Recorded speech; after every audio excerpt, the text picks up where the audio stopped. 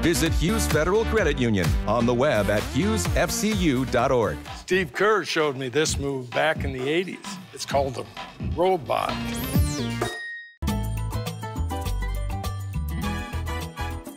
Welcome to Greg Hanson's Video Notebook, brought to you by Hughes Federal Credit Union. I'm Star Sports Editor Ryan Finley, here with Greg Hanson. Greg, let's talk about officiating. You had a column today about the crew that worked the Arizona-Utah game on Saturday.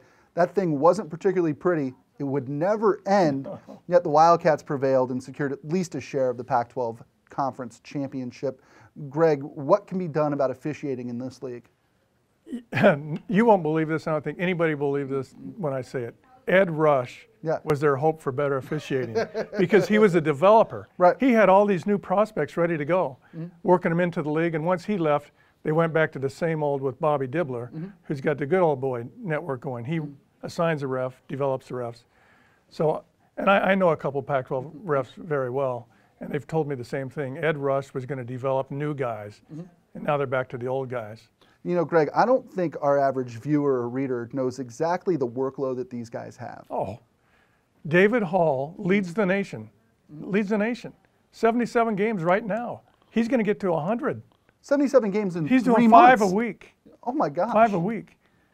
2 weeks ago at the Arizona, the Thursday night game, USC, the best referee in the country was here, John Higgins, who does Big 12, and he's all around the country. I saw him last night on TV, did the Iowa State game.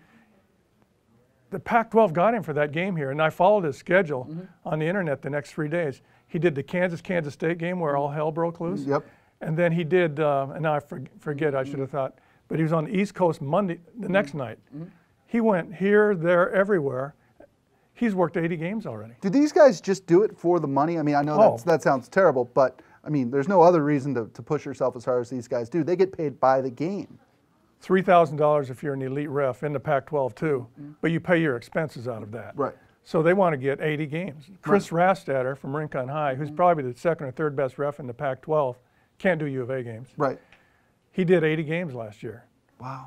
So that's $240,000. Right, right. But you pay your expenses out of it. Right. So, I mean, maybe you can clear 150. Yeah. But not bad for 4 months worth of work. No, and you want to be in the Pac-12 rather than the WAC or Mountain West, because those games are about 2,000. Wow. If you're elite level.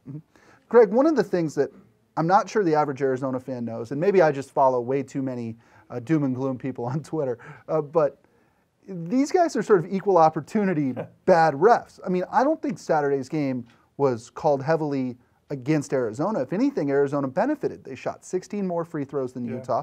You know, even though they committed, I think, 6 more fouls than Utah. And Arizona is a team that is built for wars of attrition. Well, that'll do it for this episode of Greg Hanson's Video Notebook, brought to you by Hughes Federal Credit Union, new sponsor. I like that. Yes. Yes. For Greg Hanson, I'm Ryan Finley. We'll see you next time.